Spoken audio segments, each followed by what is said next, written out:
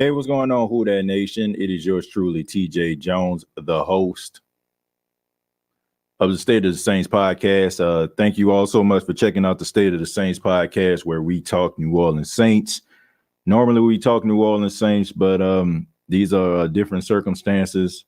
We're going to be talking about a little bit about the Saints, but we're going to be talking about Buffalo Bills safety Damar Hamlin. I'm pretty sure a lot of people, if you didn't watch the game on last night, I'm pretty sure you heard by now Damar Hamlin suffered cardiac arrest after making a tackle on special teams on T. Higgins, the wide receiver out of Clemson. He stands up, and all of a sudden he just collapsed to the ground. I mean, it was one of the most shocking things that I've seen. I thought, quite frankly, like what happened to Tua Tagovailoa a couple of weeks ago probably would be one of the most shocking things that I've seen in my lifetime when it involves football and injuries. But this right here is just a completely different magnitude.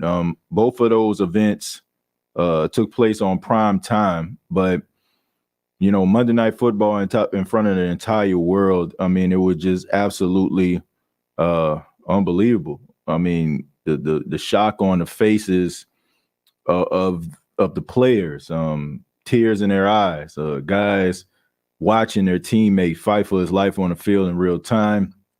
And I'm gonna be honest with you. I mean, I have been thinking about this brother all night and all day, and there's so many people that want to chime in and talk a little bit about what happened and how they feel about it. Is the reason why I decided to do a podcast. And also just kind of talk a little bit about some of the comments that some of the Saints players actually said via social media. This is from Jarvis Landry. Says, man, prayers up. Please, please, please, everyone, please. Former New Orleans Saints left tackle Teron Armstead says, continue prayers for Damar Hamlin and his family. All love, young King. Wide receiver rookie Chris Olave says prayers up. Mark Ingram pulled through young King. Cam Jordan, no words, just prayer to this young man's fam, and hope that he'll be all right. So a lot of New Orleans Saints players chimed in, as well as many other NFL players around the league, sending prayers to safety Damar Hamlin and his family. There are some things in life that are bigger than you and me, and some of the things that we actually value when it comes to sports.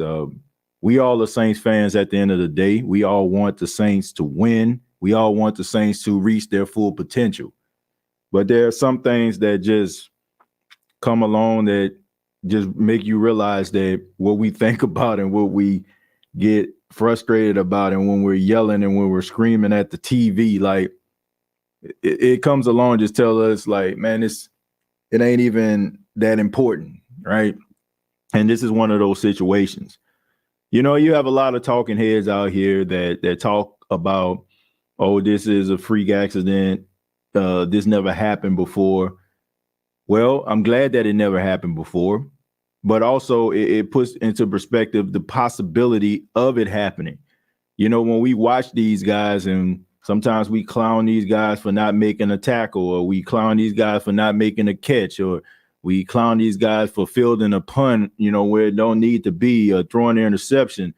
But there's a guy out there right now who's fighting for his life, doing a sport that every now and then you'll hear that there's a possibility that you can lose your life, or there's a possibility that you can lose your career. I mean, we've seen it, and I mentioned this on a video that I did with a wide receiver, Johnny Knox from the Chicago Bears, who was starting his career off on a high note. He was a guy who was a vertical threat and was making plays, and all of a sudden he has a spinal injury, and it cuts his career short. He loses a substantial amount of weight, and he never could get back to where he wants to be. And of course, more recently, I'm pretty sure a lot of people know, is Ryan Shazier, the linebacker out of Ohio State who played for the Pittsburgh Steelers, who was having a good career in his own right before he suffered temporary paralysis. So there are so many guys out here that are dealing with certain situations, and sometimes, it's not the best thing for the NFL's bottom line to actually showcase these guys, because it represents a harsh reality.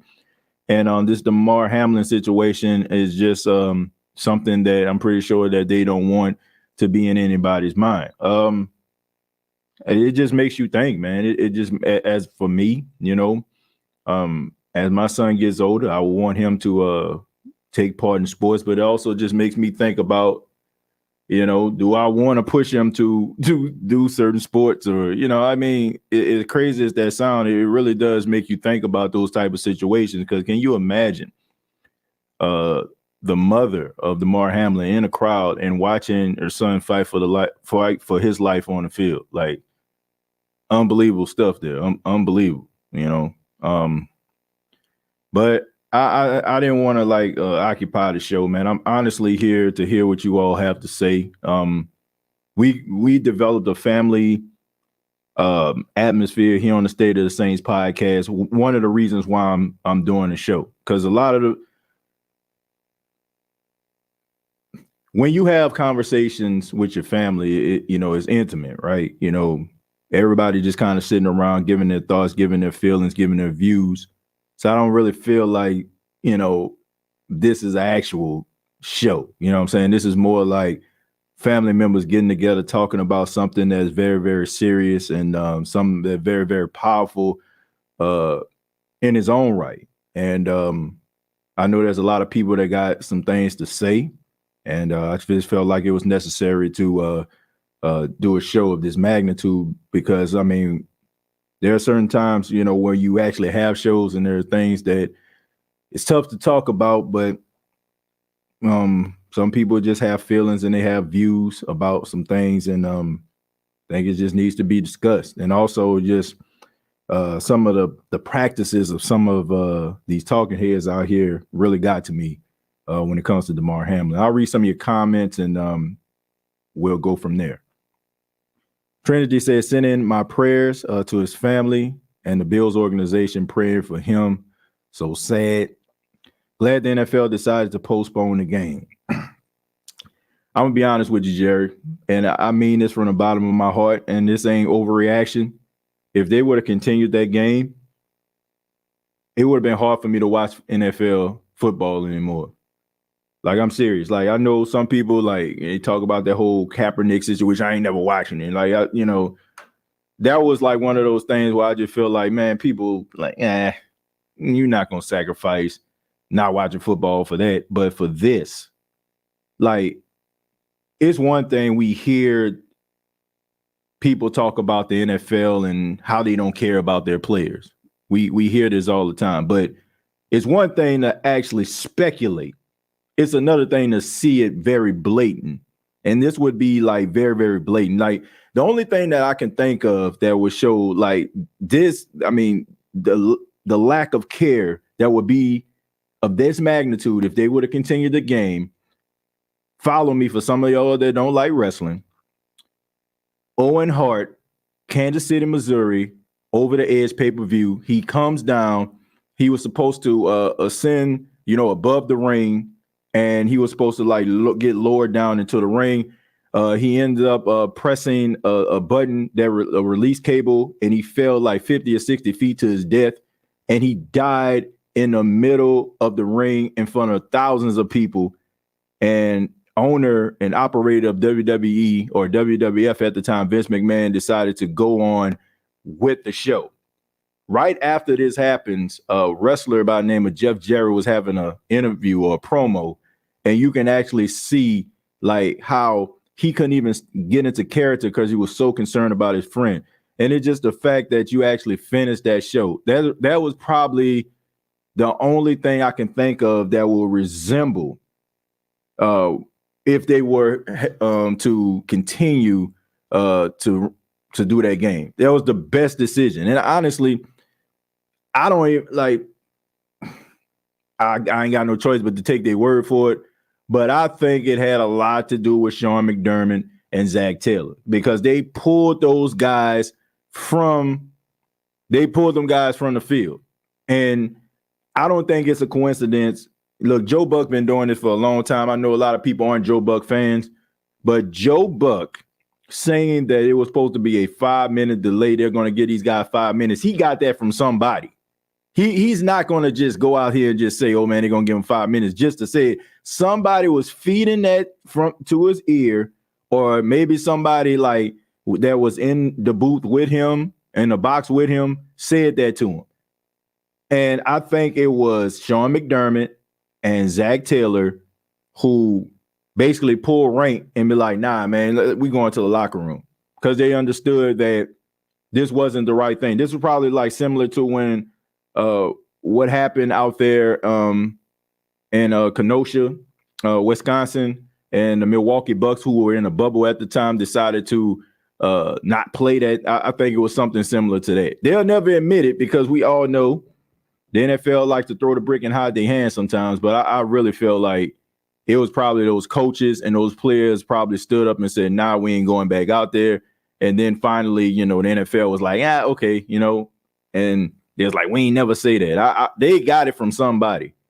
So maybe the NFL didn't say it, but maybe the referees who probably was like confused. It was like, I don't know, I don't know what to do. I just give them a few minutes to kind of get themselves together. And then finally, like, they was like, nah, that ain't it. Let's go to the locker room, call the NFL.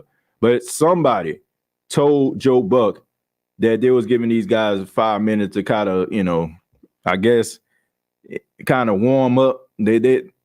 Somebody says that to him. I don't care what anybody says. I do not care. Somebody says something to Joe Buck, rather they told him that in a headset or they told him that, inside the booth, but somebody said that to him. He's not just going to give that information out. Truly sad news. Feel for the player and his family. Much prayers to him. Sadly, his career is likely over. Well, I tell you what, Derek, his career is a man. Forget his career. Like I'm serious, Derek. Forget his career. I care about this dude's well-being. Like, look, there's very few people that can say I played in the National Football League. Rather it's a down, rather it's a play. I mean, I don't care what it is. Rather it's 12 years like Cam Jordan. To play in the National Football League is an honor and a privilege because everybody can't do it. There's a reason why you have guys out here that go, excuse my friend, balls to the wall when they're talking about sports. A lot of them probably have repressed memories because they wish that they were out there. I don't care about him playing football again. I care about this dude's well-being because you got people at the hospital right now who care about this young man, who don't care if he plays another down ever again. You think his mom cares? And I'm not talking about you, Derek. I'm just saying in general. I'm just saying from my personal opinion, nobody freaking cares about him playing football again. Like seriously, like that takes a back seat to his well-being. I want to see this man get up out this hospital and continue his life. This dude is 24 years old, man. Can you imagine, like, for those that are not 24, right? Those that live past 24, what were you doing when you were 24 years old? You were full of life. I mean, it was just exciting, wide-eyed, bushy tail, if you will. This dude have a whole life ahead of him. And we all know that, you only play so many years in the National Football League anyway. I mean, which you're probably around, when you get around my age, which I'm 36, you're probably done, right? So I don't care about his football career. I care about his life and him continuing to be able to hug and embrace the ones that got him to this point, that woke up in the morning and say, hey, boy, you got football practice. Or be like, okay, what time your football practice is over? They waiting out there in the car to go pick him up. Was excited when he got the letter to commit to the University of Pittsburgh. Like, those are the people that I'm thinking about at this time, and I'm pretty sure they can care less about him playing safety for the Buffalo Bills. I know I wouldn't. Had to censor myself like a fool on trying not to curse, but this stings me when somebody or something like this happens to anyone. Yeah, I agree. I agree, man. This right here, like, man, this brother been on my mind. I mean, he been on my mind all night, all day. And I mean, I just think about it from a parent perspective too, man. You know, that kind of stuff hit different. Like when you don't even got to be a parent. It can be someone that you're really close to, that you had an investment at raising and watching them grow. And imagine, like, I mean, man, my goodness, prayers up to his family.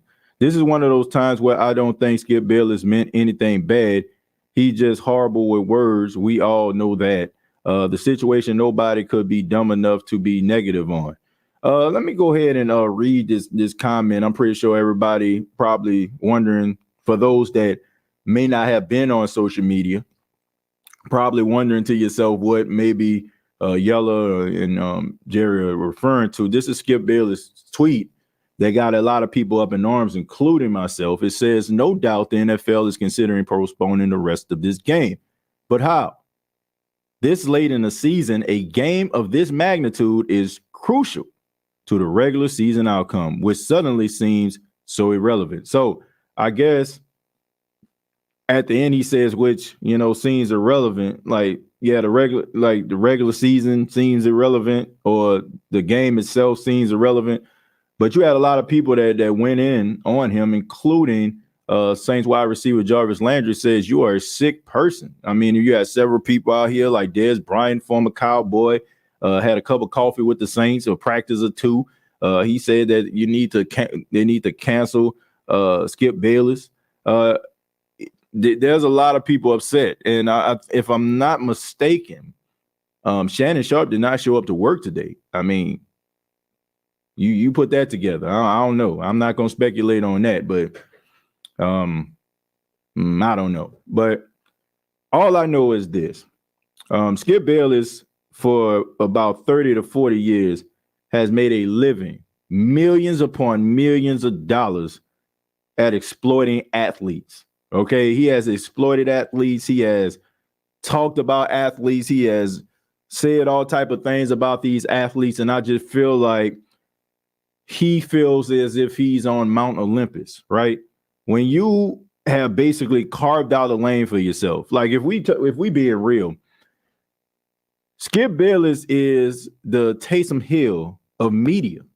Like, seriously, he has carved out a lane for himself. He realizes that barbershop talk, there is a lane for that.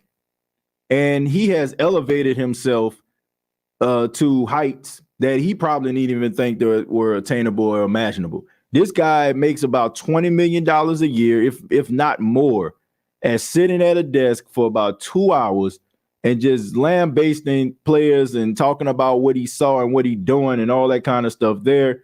And I really just feel like when you have those executives talking about how great you are and they throwing money at you, I really feel like you're starting to believe that you're beyond reproach. And it's going to take a lot more than you showing a pair of exclusive Jordans on a Friday for anybody to just look past what you're doing. I want to say, when I seen the whole Shannon Sharp situation, the way that he kind of, made Shannon Sharp look like he was just a dog or something like that, that you're telling him to obey, put your glasses back on. It kind of rubbed people the wrong way.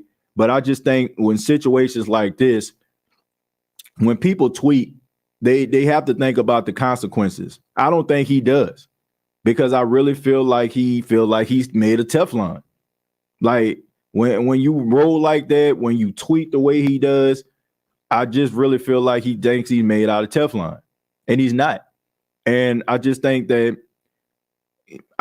people need to help him understand that you're in this position because people allowed you to be in this position. See, you're like, for some apparent reason, when people get to a certain level, they feel like it's more about them more so than about the individuals that made them who they are. See, it took individuals to watch your show, to invest in you, in order for networks to invest in you. So when you look at this situation with Skip Bayless, I just think that the dude ego is the size of Texas and Alaska at the same time. You know what I'm saying? Like, it's about the size of both of those states. And if you don't know, those are two of the biggest states in the union that we have. So the reality is this dude needs a reality check, right? And I really feel like this could be one of those situations where everything just comes crumbling down. But I don't know. You know, we live in a microwave world. Some people are really legitimately outraged by this. And then you have other people that just follow suit. I don't know where you fall, but I feel like as a broadcaster, and we talk about this all the time here at the station and also with the State of the Saints podcast, I have obligation to you, whether you want to believe it or not, right? You have an obligation to your audience, right? To never shortchange them and also never use your powers for evil.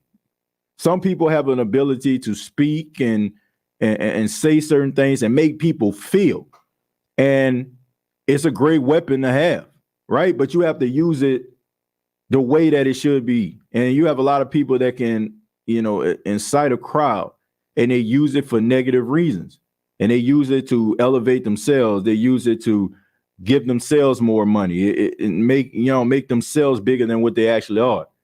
And this is one of those situations where I think he has to know that the reason why you're in this position is because of individuals like you and me who invest in these shows.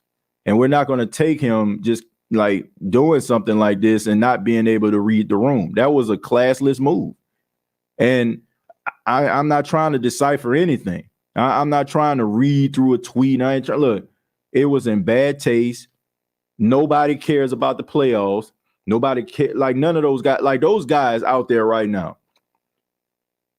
You wake up in the morning during the off season, you prepare, you're working out, then you got OTAs, then you got mini camp. These dudes have dedicated their lives to the game, right? I don't think that, like, we can get mad at New Orleans Saints players all day, all night. Buffalo Bills fans can get mad at Buffalo Bills, Bengals, what have you. But none of these games are as important to us as it is to them, like, period. Like, because they're the ones that's putting in the work.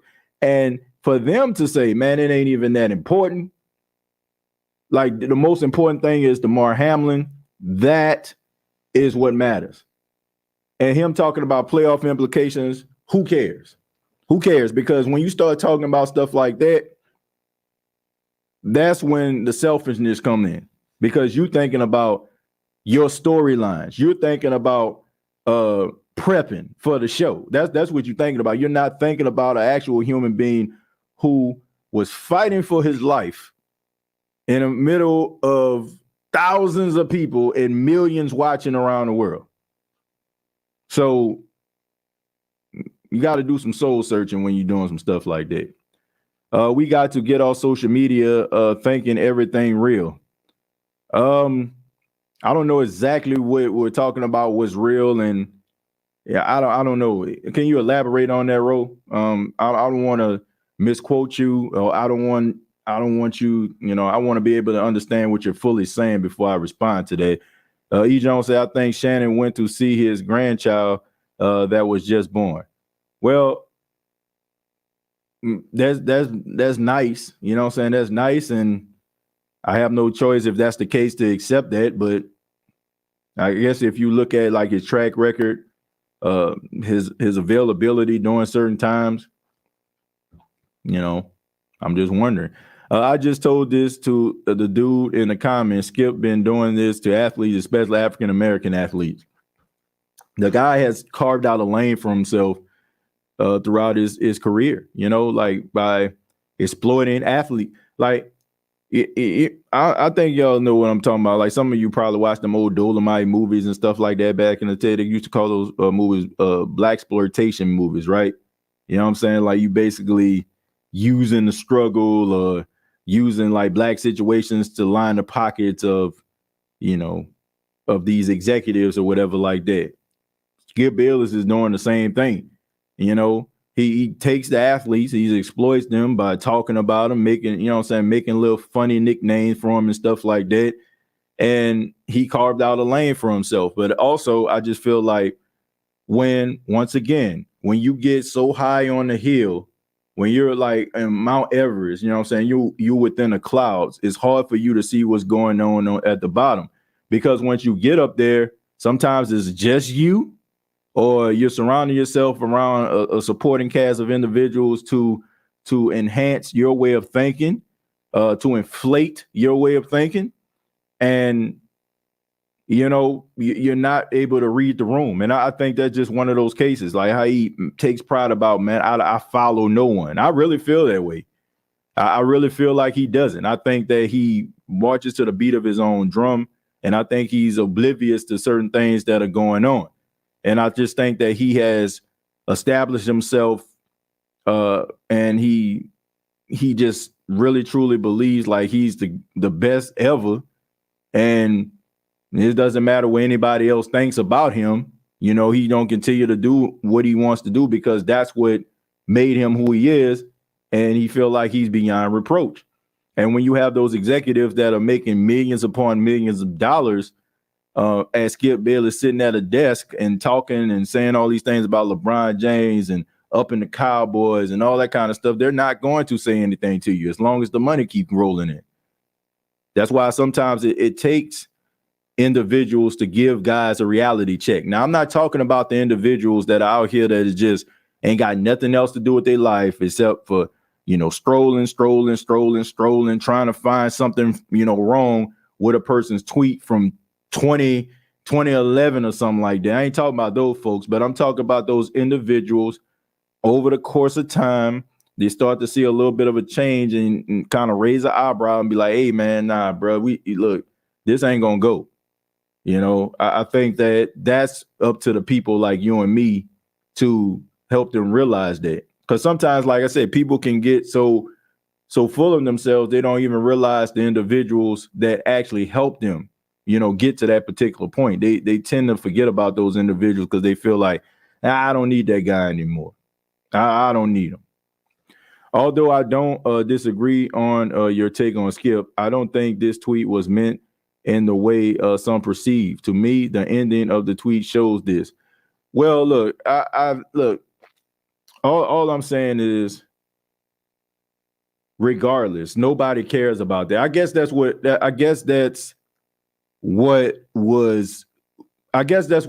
whole point of it was. Like, nobody cared about it at that moment. Like, for the first thing for you to say is, well, you know what I'm saying? Like, man, this is a big game. You can't just cancel the game like this. Like, because here's the thing. When a person gets injured, we really don't understand the severity of the injury. So you have people that's out here that just tweet, man, prayers up, man. He didn't get up right away, so prayers up. Kind of like the same thing with Josh Sweat, right? Josh Sweat for the Philadelphia Eagles goes down in the Saints game. Right. And everybody, man, I hope Josh Sweat okay. We hope Josh Sweat okay. It becomes, I hate to say it like this, but it becomes like white, you know what I'm saying, like background noise because everybody doing it. It's like, I don't know, slipping and getting right back up, right? Yeah, it's the right thing to do, you know what I'm saying? Or you bump into somebody, oh, excuse me. It's kind of like, just words to say. But in this situation, I just feel like I'm always looking at the next move, right? Now, he said, oh, you know what I'm saying? I hope the young man okay. But then it's like when they start talking about the game being canceled, the first thing that comes out your mouth is referring to the playoff implications. Like, who cares? Like, who cares? You know what I'm saying? Like, I just feel like once again, it's a natural reaction when somebody. I lost my mom. I lost my dad. I lost my friend. Man, prayers up for him.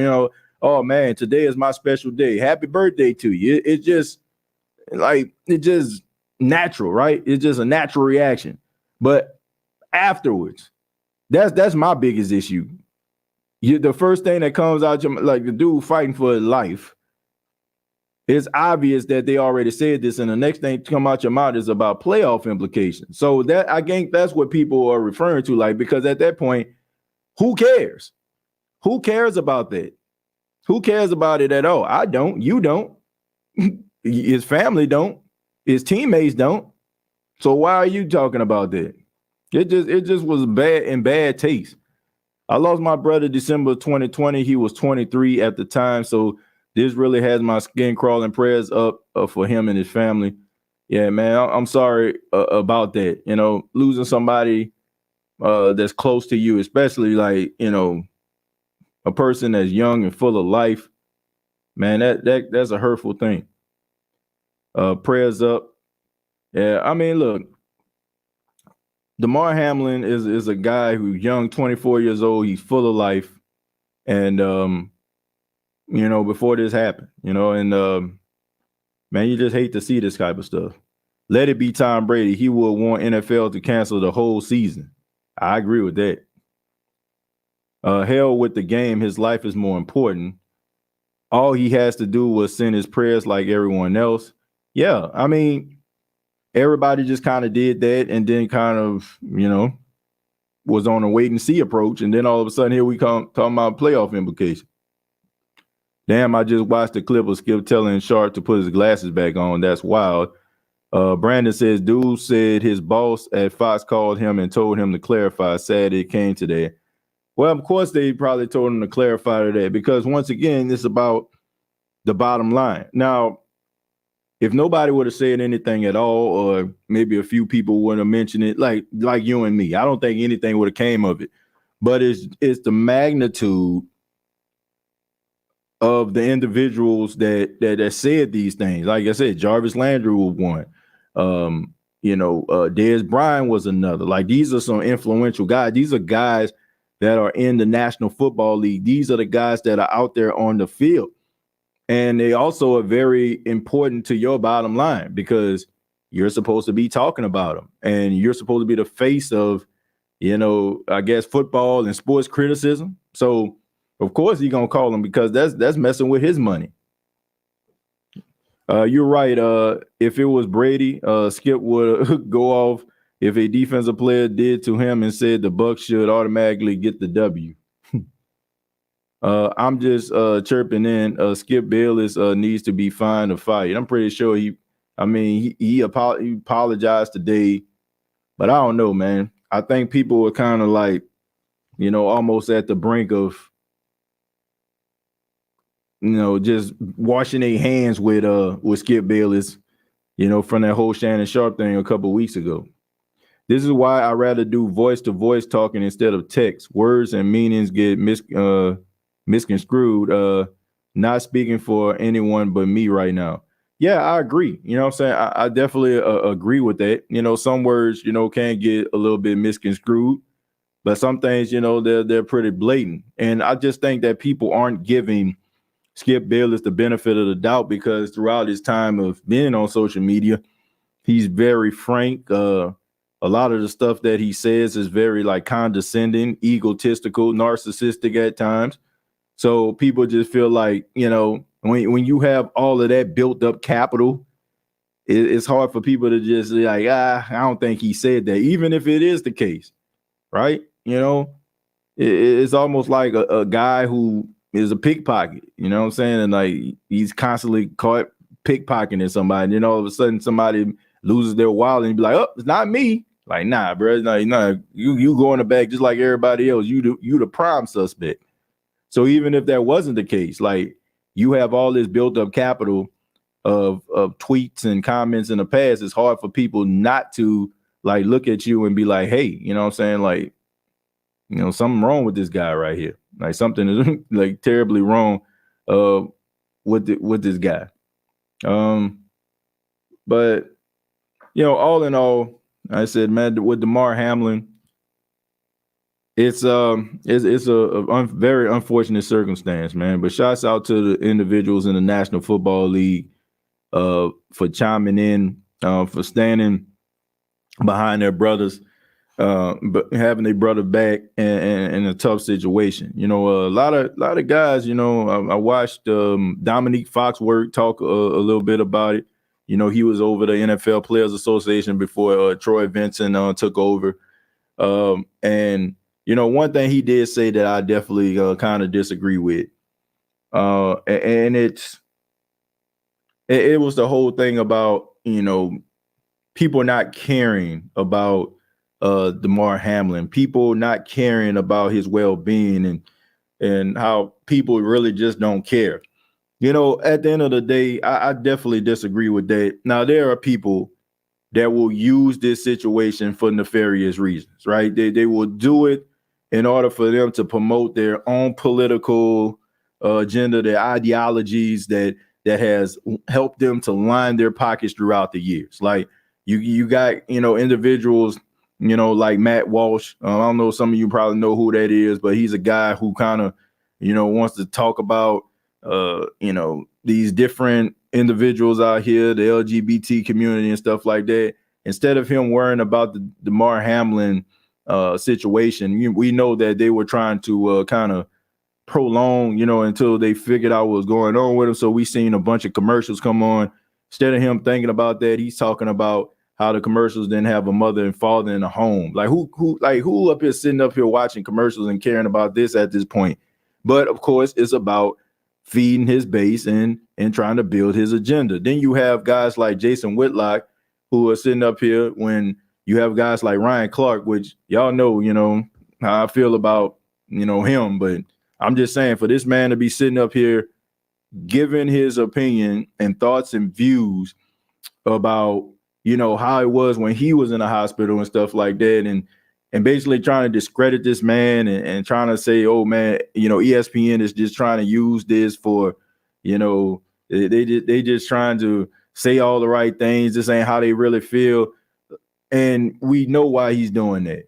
He's built a whole platform on YouTube where he's kind of going against the grain. He got this whole bad guy wrestler thing going where you come out and you just completely go against the hometown and talk about the hometown team, and you get those little boos and stuff. It's kind of like what lane he in. So all these people out here trying to profit off this dude by going against the grain and trying to line their own pockets in the process, right?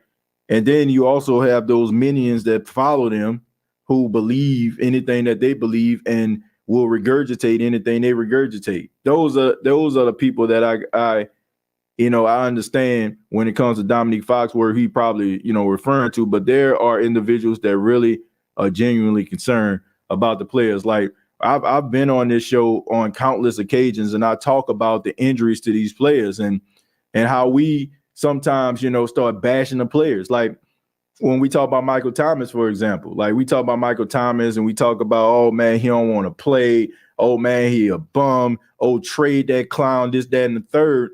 And it's because a lot of the things that we are getting information about basically kind of makes Michael Thomas look as if, he doesn't want to play, or it makes him look like he doesn't care about the team. And when we start talking about the medical staff, we kind of brush that stuff off because maybe the media isn't really talking about the medical staff as much. We take the size of these organizations instead of these players. And I think that's what he's probably referring to. But at the same time, I got a lot of respect for these guys who play the game, who put their bodies on the line, who have these injuries. And, I don't want him to feel as if nobody cares, because I can't speak for everybody, but I know I do. And it's not just because I want to see the Saints win. I'm not like, we talked about Jameis Winston, before, like with the back injury. I'm like, I want to see him play, but I ain't trying to see him ruin his career to go out there to throw a 70-yard touchdown of Chris Olave. Like, it don't get that serious, right? You got to think about the human being, right? So I sincerely care about, these guys and their well-being, because they're human just like you and me. They just do an extraordinary, you know, they do an extraordinary thing, and they do a thing that a lot of people cannot do. But, at the end of the day, they're human beings. They're human beings at the end of the day. So that part I didn't agree. I didn't agree with. But you're always going to have individuals out here that's going to be able to, be trying to capitalize. They want to be capitalists. They want to line their own pockets, and they want to generate fake outrage to make you outraged, right? And I just, it's always going to be individuals that's going to be doing stuff like that. That's why politics is cancer. Even with a man on the brink of death, they still find a way to benefit their audience and pockets. Exactly. And that's the reason why I shy away from it. Like, people, ask me and talk to me. I do not care. No, I don't care. I feel like when it comes to stuff like that, that is the main reason why we're in the situation that we're in right now. When it comes to division and people not understanding one another, we are learning about each other through books and through, all this opinionated news. We don't sit down and we don't try to understand one another. We don't try to have conversations with one another. We think that we understand the book because we read the first page. And honestly, the first page is basically cliff notes. You don't know how to feel about a certain individual you watching. Oh, I watched this movie called New Jack City the other night, how it portrays, African Americans. Or I seen this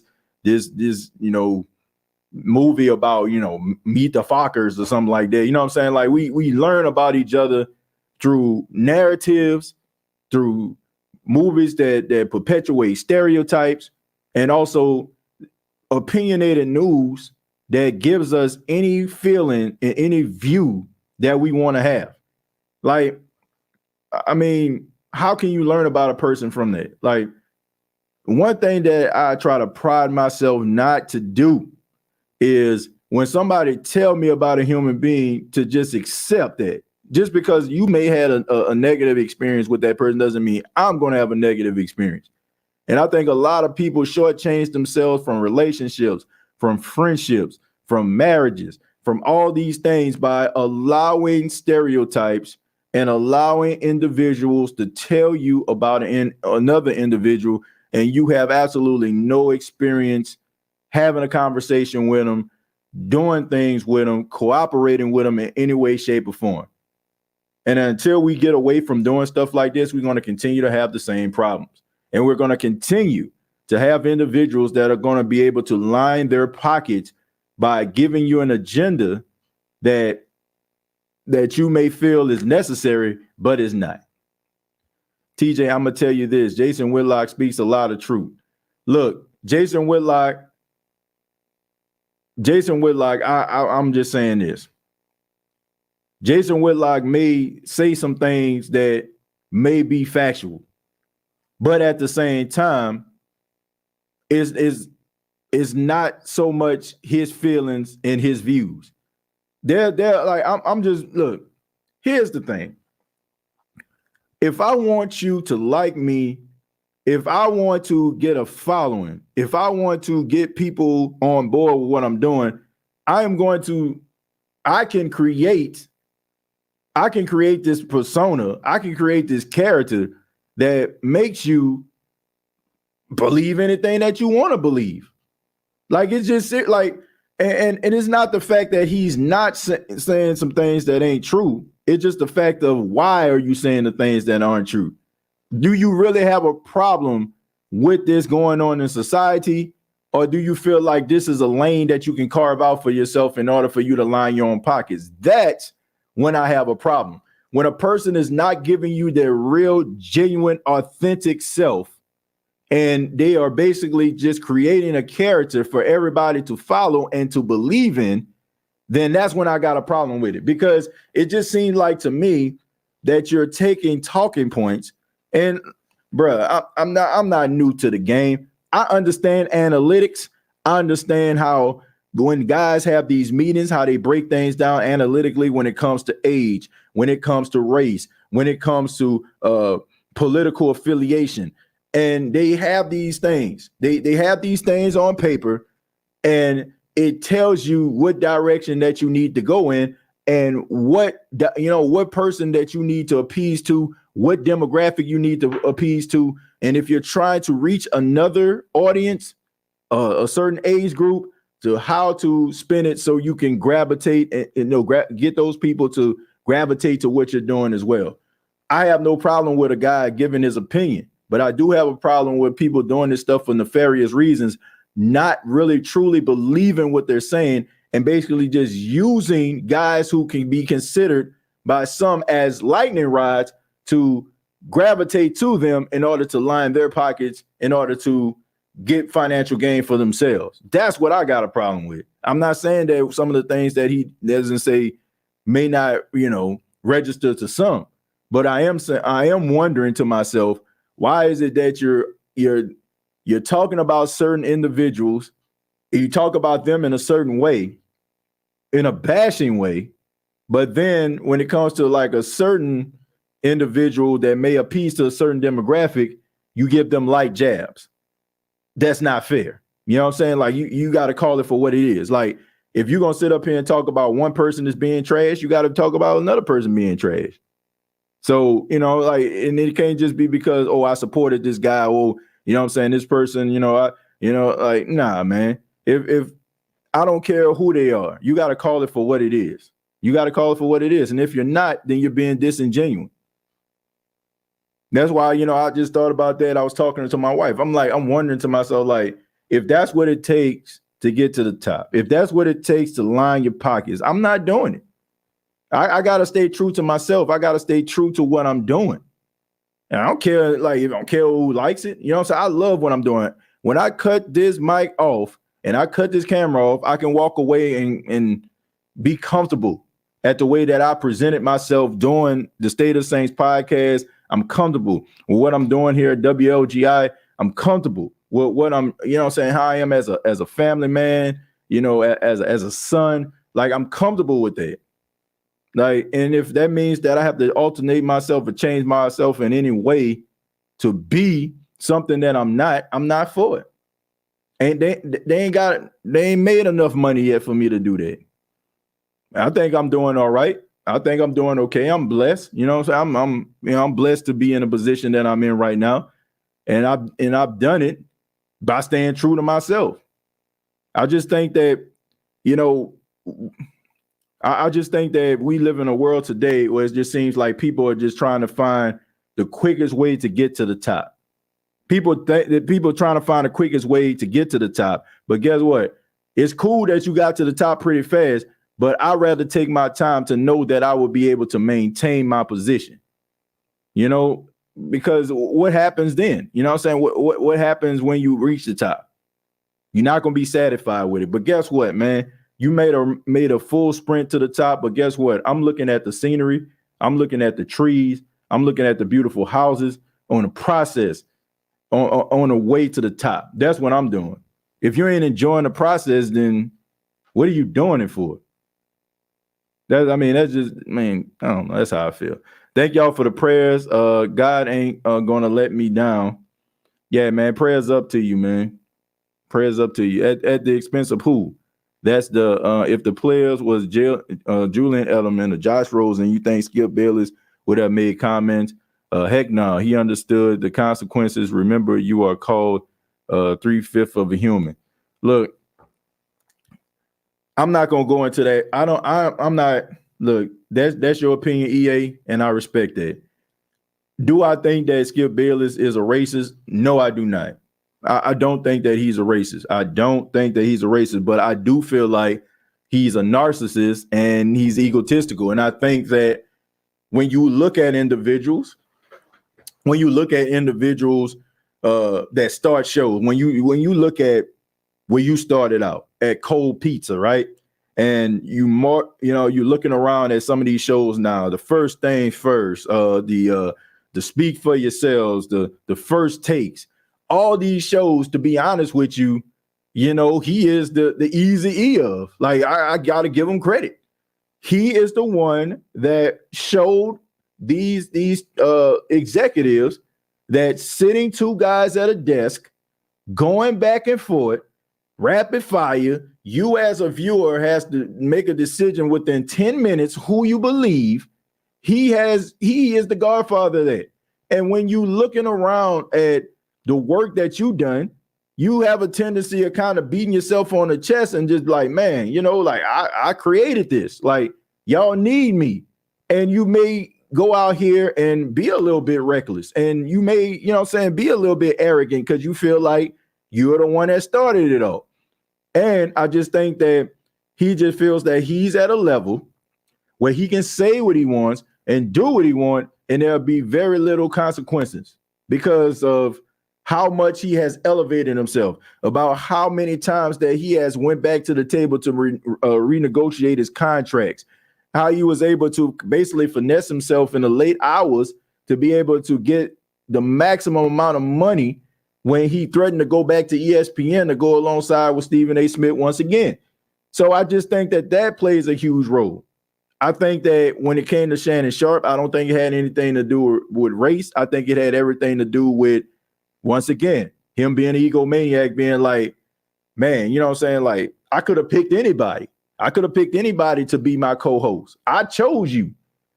So when you say stuff like that, I feel like that's where, you probably start to have the problems at. I just think that it's just his ego. I don't think that it has anything to do with him being a racist. I think it has everything to do with him being an egomaniac.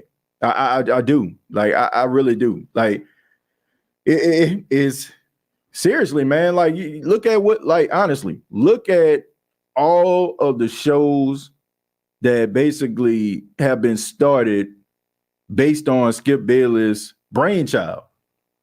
That can be grounds for arrogance. Can be grounds for an inflated ego. I don't think, I just think that sometimes when we see a person of an opposite race and a person may, carry themselves in a certain way, we just automatically just try to tie it up in a big racism bow. Now, there are times where you're absolutely right. That person may have racist tendencies that they need to deal with. And sometimes I just feel like some people are just arrogant. They reach a certain level and they just feel like nobody can tell them anything. And I think that's what Skip Bayless is at. I don't think it has anything to do with him being a racist, quite frankly. I just don't believe it. I just think it has everything to do with the fact that he feels like he created this opinionated sports world that we live in right now. Bro, come on with it. White Lock would bash LeBron James for the missing a layup and make it seem he was raised by wolves, but will praise Brad Favre, who had proven to be a crook. Yeah, look, Brian, that's what I'm saying. It's a bad guy.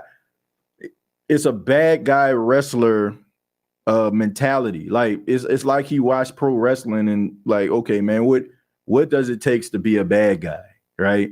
I'm gonna criticize Ryan Clark for telling his story and being emotional on TV, talking about Damar Hamlin, and I'm going to criticize Scott Van Pelt. It's the ultimate troll job, but it's also for individuals to see that. Like, I think that he's the type of person that wants to build himself, and like as a character. Like, his character is, you feel like it's going to get him where he needs to be. It's just certain people that you see, and when you watch them on television, you wonder to yourself, like, if you catch them outside, like the studio, not doing nothing to them physically, but just like approach them and talk to them and ask them, I don't think they'll remember half of the stuff that they say. I just think that it has everything to do with them trying to become a character to be able to, excite a crowd, get people talking, and people like, who said that? And then all of a sudden you tell them who it is, and all of a sudden, let me go check it out. That's what it is. I will call you out if you were not being your authentic self. Well, that's not gonna happen. That's not gonna happen. There was a time, and I tell people I got an article right now on Voyage STL, Voyage STL.com, And I talked a little bit about how I started out into broadcasting, and I talked about how, I started this little podcast with two other guys when I was out in Arlington, Texas, and living in Dallas rather. And I wasn't being my authentic self. I was trying to be like when the early stages of Charlemagne the God. I wasn't being myself. I wasn't being my true self. I was trying to be something that I wasn't, and it just didn't work. I don't think it's a coincidence that I've tried and I've done so many different podcast ventures, but it was the one that I really truly cared deeply about is the one that was successful. It's because, I was being myself in the process. So you got to stay true to yourself. You got to stay true to yourself. And I'm not going to lie to you. There are times and there are individuals that won't stay true to yourself and they may find themselves being successful. But there's nothing better to being able to look at yourself in the mirror and knowing that you didn't shortchange anybody, to know that you gave it your all, to know that you took the obligation of doing right by the people that's listening to you, that's investing in your growth, that's investing in your development as a podcast, as a human being, and you're not shortchanging them. There's no better feeling than knowing that you can sleep at night when it comes to that. That's why, you see a lot of individuals who make all this money, they become super successful, and the next thing you like they going off the deep end.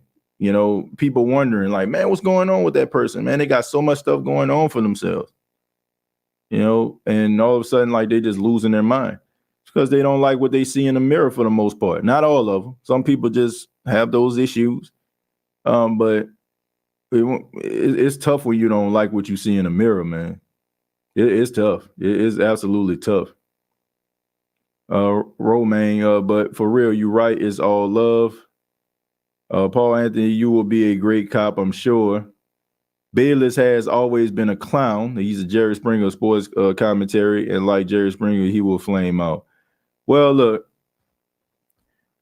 I don't know if he'll flame out. And if he does, then there's always going to be somebody else to be able to pick up the bloodstained banner, if you will. There's always going to have somebody that's going to be able to pick it up because we live in a world today where people like controversy. You ever just wonder to yourself, when you have an accident, why is traffic going so slow? Right? It's not because of traffic. Not because of the accident be on the side of the road. It's because everybody's slowing down trying to see the damage on the side of the road, right? It has absolutely nothing to do with your destination and where you're going, but it's just a person that's in front that's just trying to slow down to see what the heck is going on. That's the mind frame of society right now. Everybody wants to see the train wreck. Everybody wants to see the disaster. Everybody wants to look at, the train wreck or the creative car wreck. Everybody wants to see that. Like, you seeing a guy making $230 some odd $million more money than you can ever just think about having, and all of a sudden, like, oh, they missed the big shot, or they don't catch the pass. Oh, you know what I'm saying? Like, some people will just look at that because it makes them feel good to see another team's misfortune, misfortunes or a player's misfortunes. Like, as long as you have this type of mentality where, we big up and crowd around the negativity, and we just shy away from the positivity of the world, there's always going to be a Skip Bayless. Like, Skip Bayless, about 70 some odd years old. I pray that he lives to see 100 plus. But there's going to be a time where he's no longer here. But there's going to be another guy that's going to be another Skip Bayless, because it's not just Skip Bayless. It's a combination of Skip Bayless and the minds of modern day society as well. You just got to put them back in line. Charlemagne got bigger problems to worry about now. Well, look, at the time, I liked his no nonsense type mentality, but as he started to develop as a broadcaster, he kind of came, and said that was a character that he created. And I honestly, do I want to be? I had to ask myself the question: did I want to be a character? Like, no, I don't. Like, when I'm talking to you all right now, I'm talking to you like I talk to my mom. I'm talking to you like I talk to my wife. Like, I'm not being something that I'm not. Honestly, if I feel like I'm about to get behind a mic or, get behind a mic and just act as if I'm something I'm not, more times than not, what I'm saying, I'm not going to do a show. That's why when people ask me like, man, why you don't always have a set time? Because there are times I don't feel it.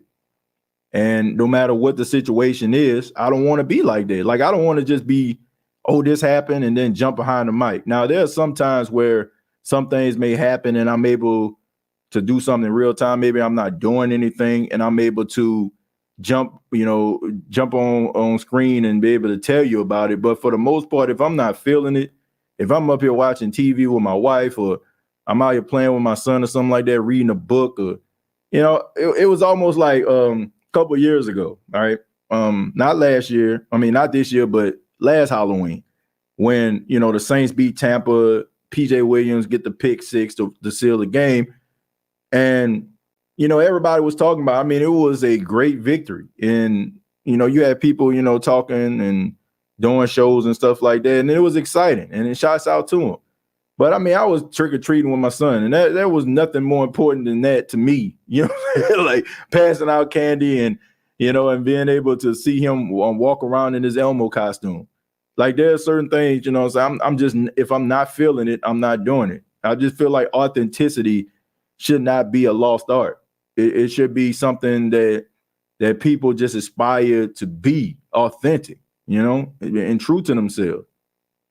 Because if you pay attention to certain things, my goodness, man, it'll make you feel like you have to be something completely different to make it. I fail to believe that. I'm going to continue to be my authentic self, and I'm going to try to continue to make that, like the driving force to me being successful. And if I can't, then it is what it is. Skip not racist, just insensitive. He's good on the topics that deal with race. He actually listens and tries to understand our perspective. That's one thing I respect about Skip. Look, like I said, I don't think it's a racist thing, and like I said, I just don't like to just wrap and tie things up in a big racist bow and serve it out. Like, I feel like sometimes,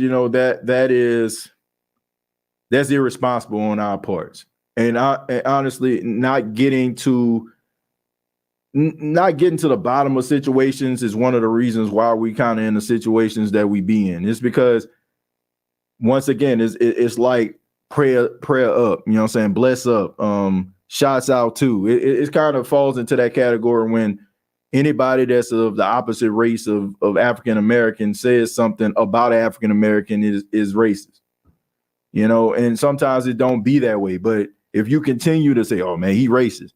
Well, he said this about LeBron, he racist. Well, he said this about Steph Curry, he racist. Like, that's why people like, man, you always say that. You always do that. Like, not always the case. Now, there are times when you're right, but there, like, you can't just look at, oh, he's black, he's white. Nah, it's pretty obvious he's racist. It's like, nah, man, like, it can't be that way. Like, you got to be able to investigate these things, and like, it's not always that. Like, I think sometimes we have to understand that people didn't grow up like we grew up. People didn't go through certain circumstances that we didn't. It bothers me when people say, well, they should know. Should they? Should they? Like, should they really, truly know? Like, there are certain things that you should know, right? But I just think that we give people way too much credit for, we try to give them way too much credit for trying to understand things that they probably never endured in their entire life.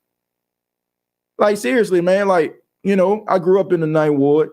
I had like a great family structure and stuff like that. But there were times where, man, we didn't have food to eat, you know what I'm saying, for the most part, rice and butter almost, all the time. My mom did what she could,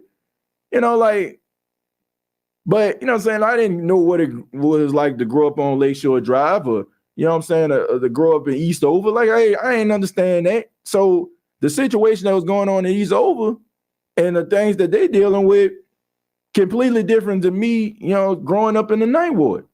And if we never cross paths and we never talk to each other until the time we got older, how or are they supposed to understand what it's like to be at this time, you know what I'm saying, or a 15 or 14-year-old kid growing up in the Ninth Ward of New Orleans? And how am I supposed to understand what it's like to be a 14, 15-year-old kid growing up East Oakland?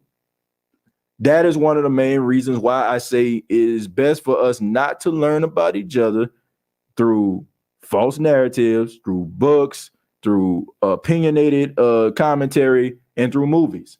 To actually sit down and have conversations and then be able to talk about certain situations and be able to understand one another. And if we can't reach an agreement, hey, at least we had the conversation, and then at least we took the time out to try to see where a person is.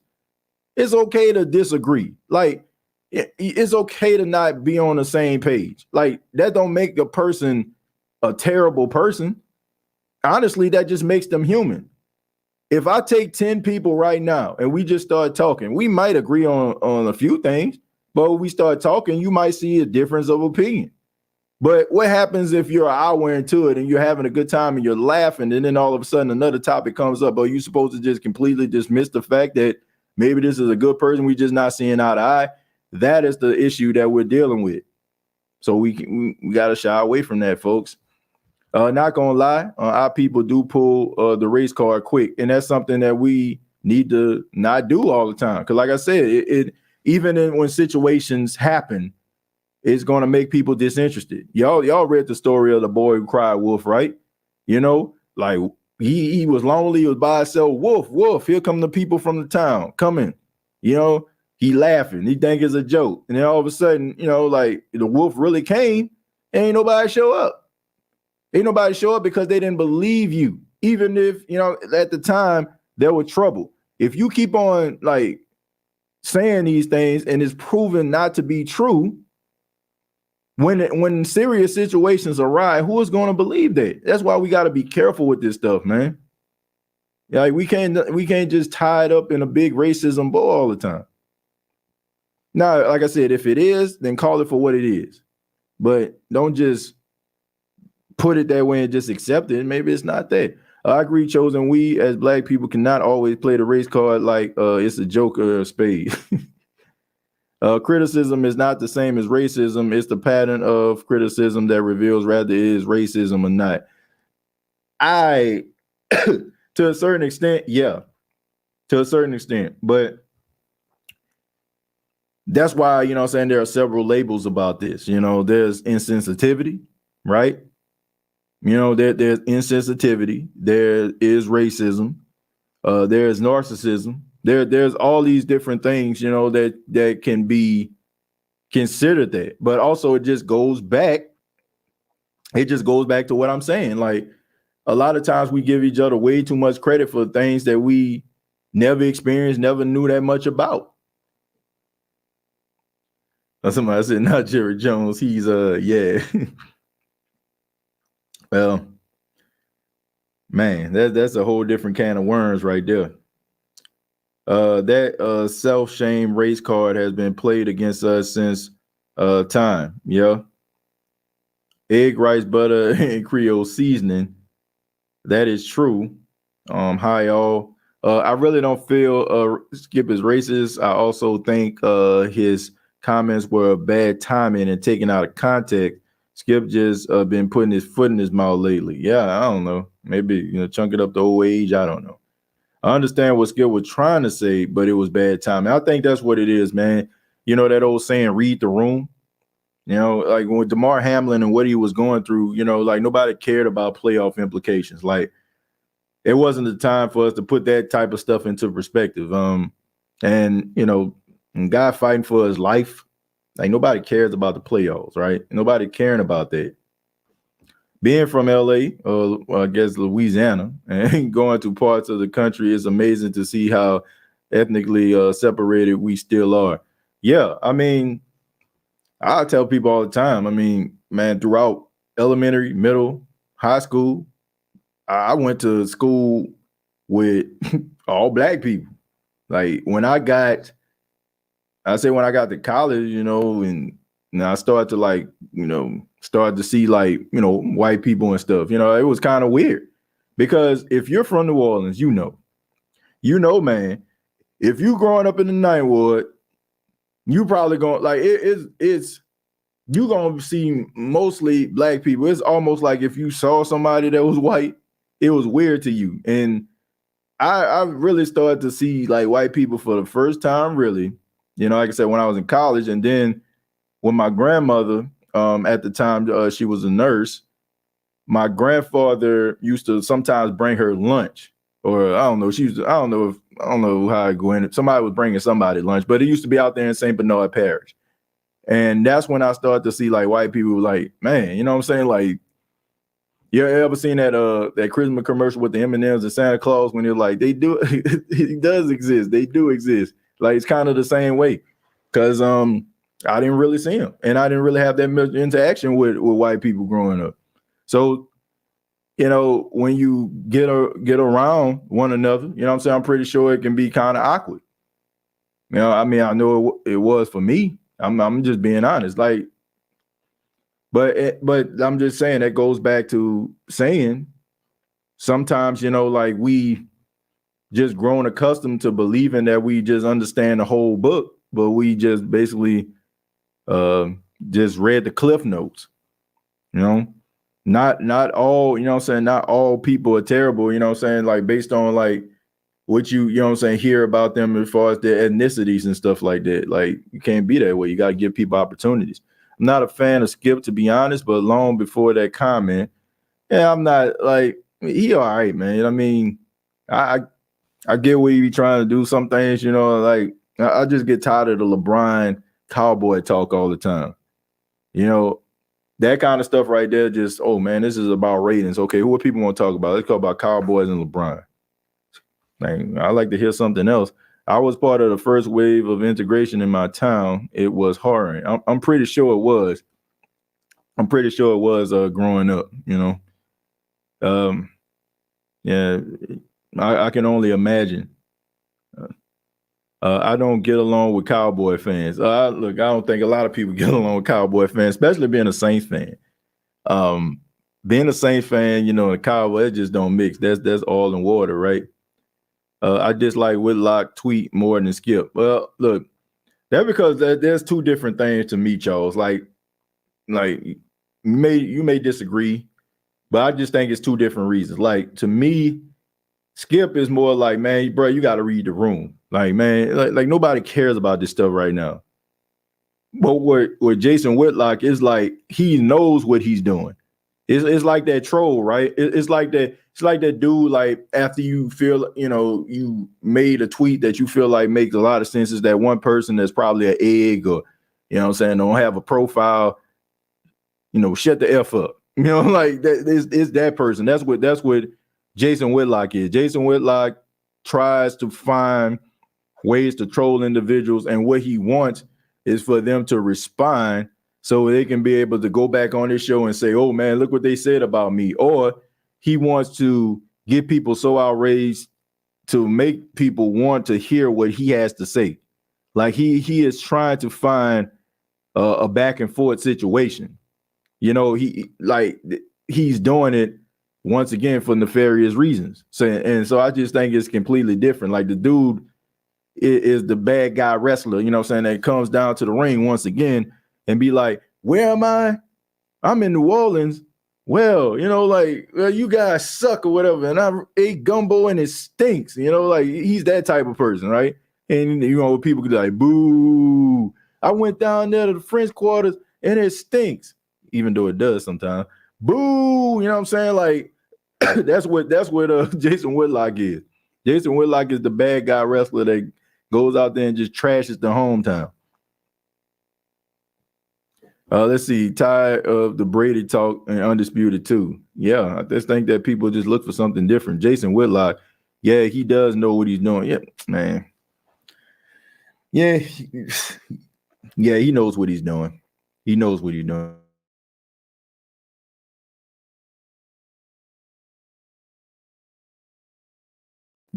Excuse me.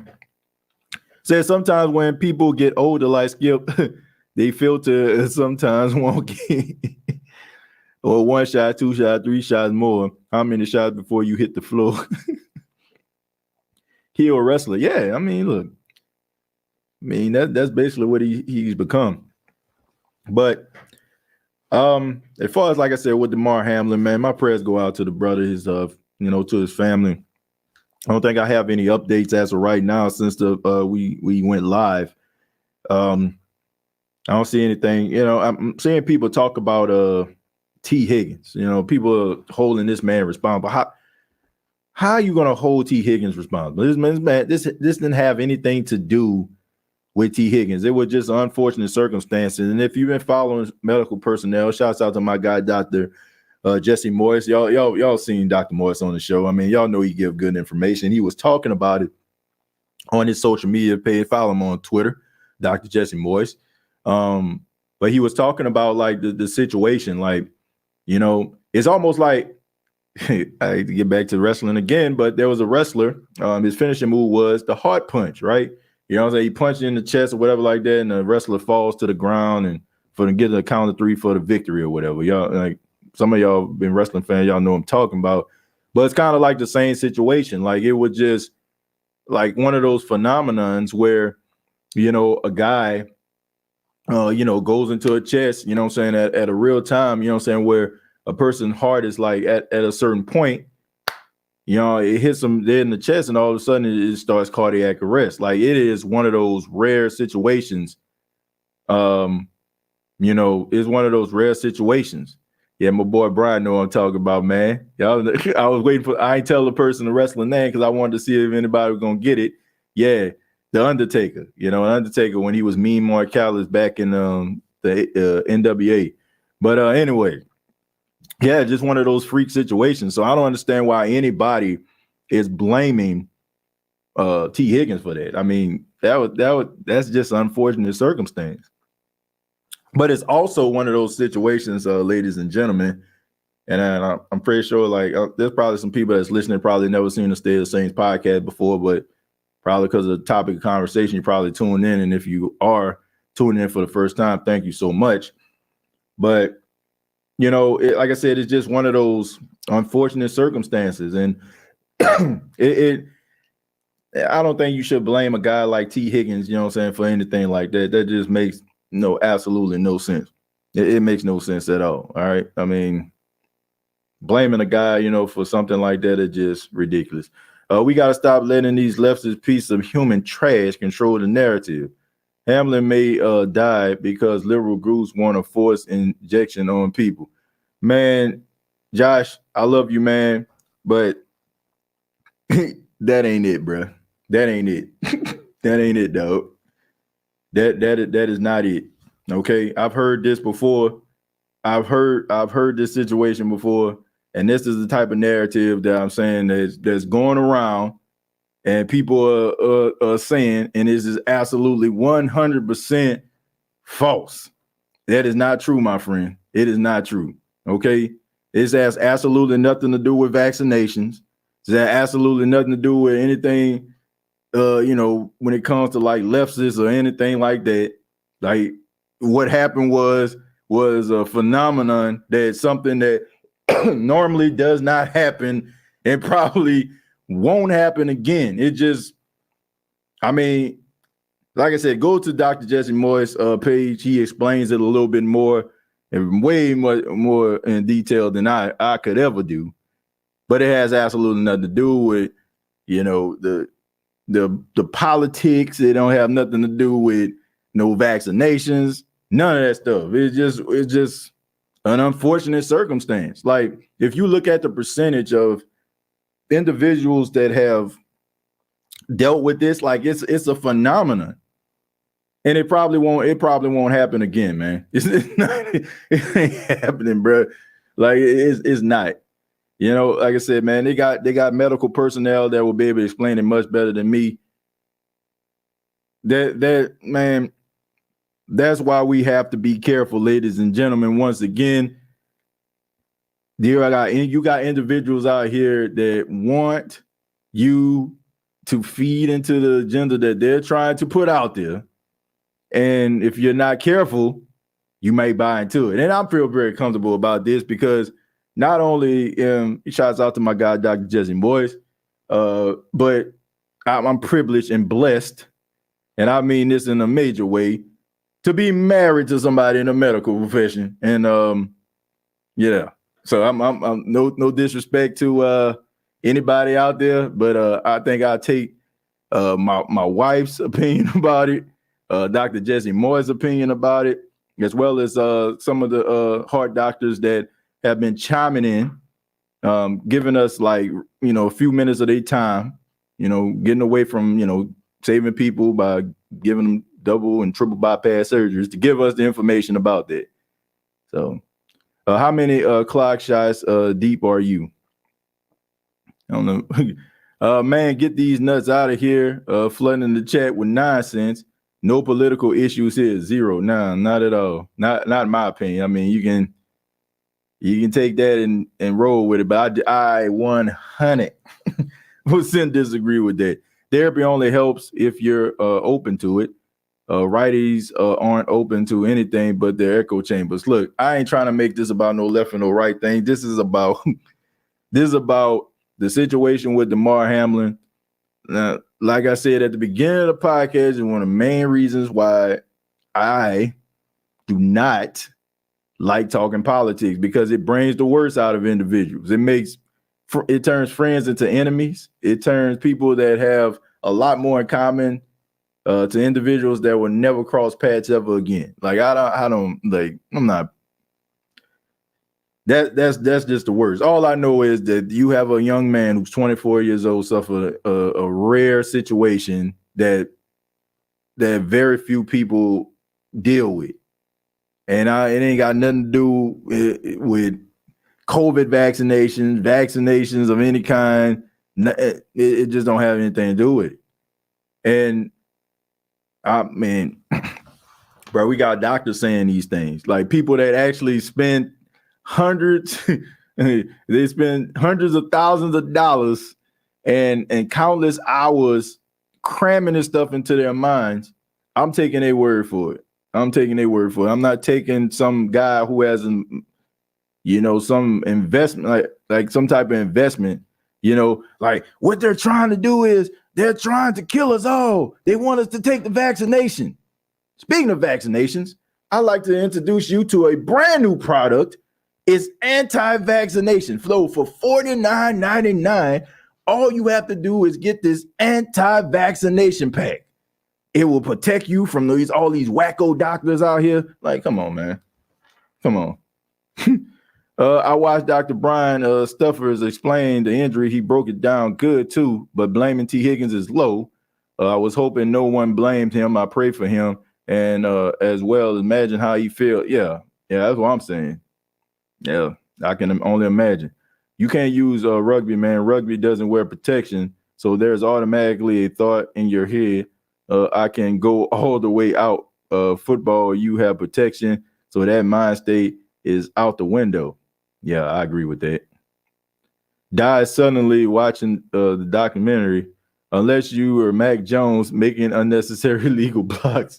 LOL, people who took 20 booster shots have the nerve to call other people's nuts. I hope ain't nobody taking 20 booster shots. If somebody taking 20 booster shots, I don't think they'll be here with us. Ignore the clock shots at your peril. You deserve if ignored. Let's see. Wishing those didn't fall for the cupcake thingy with the, I don't know. Sports. Man, I don't know what the heck going on. So dying is now political. Everything in the world ride becomes political for some apparent reason. It becomes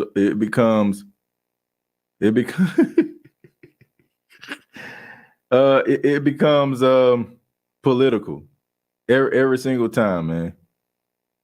I don't understand this. Like a guy fighting for his life somehow becomes like this conspiracy about vaccinations. Like, what are we doing here? Where are we at as people?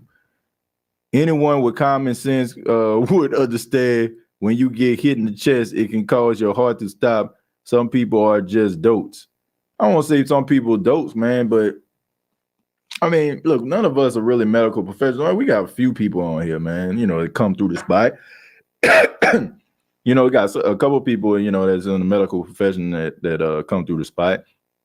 But none of us are really just qualified to really understand this stuff. And the individuals that give us this opportunity, and give us this information, man, I don't know, man. We just got to accept it.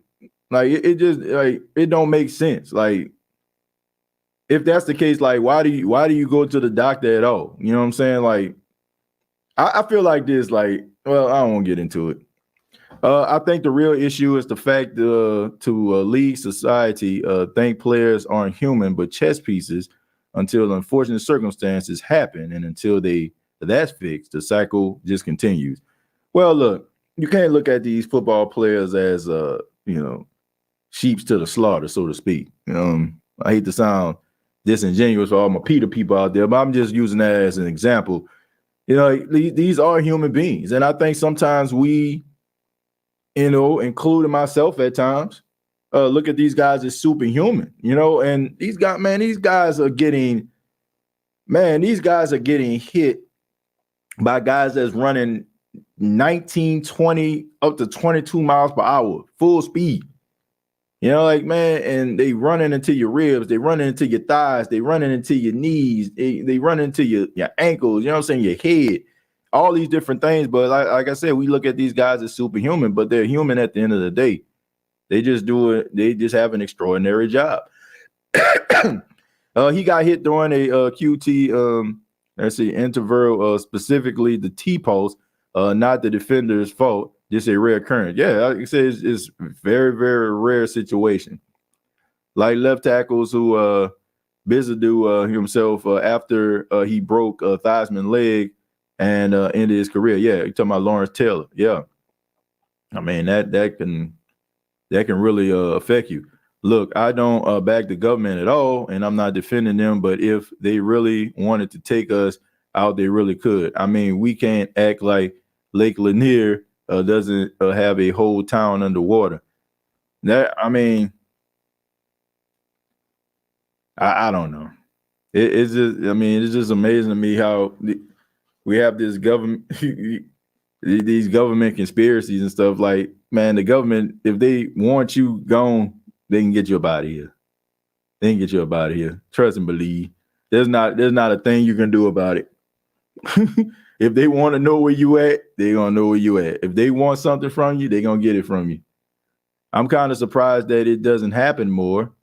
It's not a conspiracy. Too many athletes have fallen dead this year. Not a coincidence. Wake up. Name them. Name them. Name them. Name the and I need proof. I need some proof that vaccinations killed you guys. Man, I don't know. All I'm saying is, man, we need to turn TV off, and we need to turn TV off and stop, looking at these things that feed into our biggest fears. You literally can watch any single thing to make you basically inflate your thoughts and views about anything. If I wanted to believe that cats are the greatest pets in the world, I can watch a countless amount of videos that just completely just enhance that belief. If I want to feel like every Republican is the worst human being on the planet, I can watch videos. If I want to feel like every Democrat is the worst in the world, I can watch videos to enhance that. If I want to feel like the JFK assassination was an inside job, the Martin Luther King assassination was inside job, there's video to back all these things up. Seriously. And if you're not careful, you'll just believe that stuff constantly. I don't believe it. I do not believe that vaccinations are killing individuals like people are making it out. I just don't. I do not believe that. And I definitely don't believe there's just this conspiracy to take down athletes and football players, who play the game of football or play the game of basketball, and they just want them to die. I just don't. Yeah, the jab is specifically targeted to condition society for a wicked system they're implementing.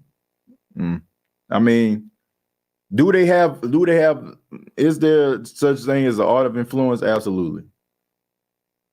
But I don't think it's this case. I agree, King. C3, sadly, other companies will be back to normal today and fire those who don't come in. I don't know what we talking about with that. What are we doing? I absolutely will send you a list of athletes who dropped dead this year. I will email it later. The information is out there. Don't get me. I want to make this clear. I want some guys that's playing the game of football. I want guys like my age, your age. I ain't talking about Franco Harris. I ain't talking about no Ray guy. I ain't talking about guys that been around here 70, 80 years and basically just, live their life to the fullest. I'm talking about some young whippersnappers out here. I'm talking about some youngsters. That's what I'm talking about. I'm talking about some guys that's out here running and cutting and jumping and skipping and hopping. I'm talking about these type of guys. That's all I'm saying. These are the type of guys I'm talking about. Okay, screw the vaccine talk, peeps, and get off conspiracy theories.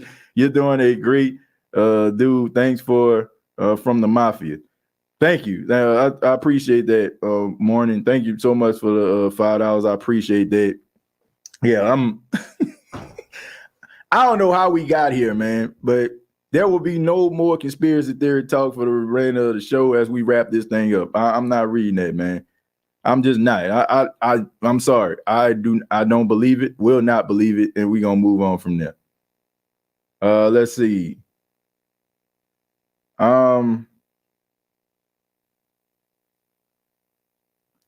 Let's see. A hybrid veteran quarterback riding the bench on a new contract. What are we talking about here? Who is the hybrid veteran quarterback? Who is this? I don't know who we talking about here. Who we talking about? The hybrid veteran quarterback.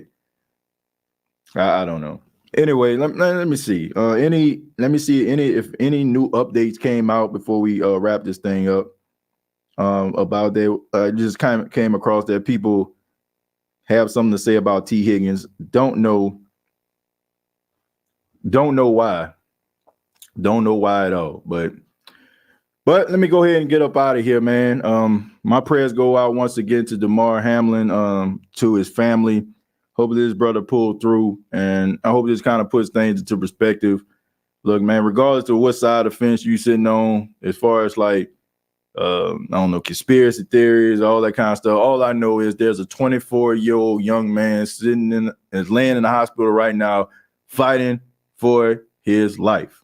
Okay, fighting for his life, and that's the most important thing. I don't care about the rest of this stuff. I don't care about playoff implications. I don't care about vaccinations. I don't care about any of that stuff. This is a human being who is fighting for his life. And that's where our mind should be. So my thoughts and prayers once again go out to his family. And hopefully we take this day to put things into perspective and appreciate the life that we live and appreciate, little things that we take for granted. But this has been a State of the Saints podcast. Thank you all so much. Subscribe to the YouTube channel, which is youtube.com. Search The State of the Saints podcast. Facebook.com. Search The State of the Saints podcast. Previous episodes are available on iTunes, Spotify, iHeartRadio, and Anchor FM. Till next time, all I got to say is